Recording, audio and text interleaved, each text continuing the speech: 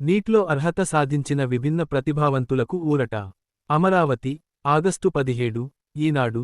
నీట్లో అర్హత సాధించిన విభిన్న ప్రతిభావంతులైన విద్యార్థులకు రాష్ట్ర ప్రభుత్వం ఊరట కల్పించింది.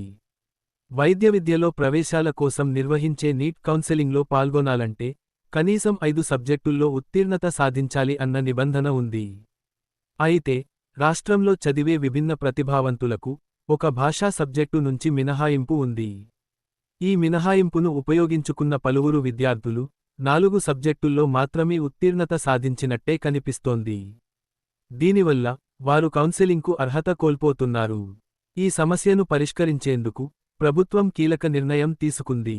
భాషా సబ్జెక్టుకు మినహాయింపు పొందిన వారికి మిగతా సబ్జెక్టుల్లో వచ్చిన మార్కుల సరాసరిని కలిపి ఆ సబ్జెక్టుకు మార్కులుగా పరిగణించాలని ఉత్తర్వులు జారీ చేసింది.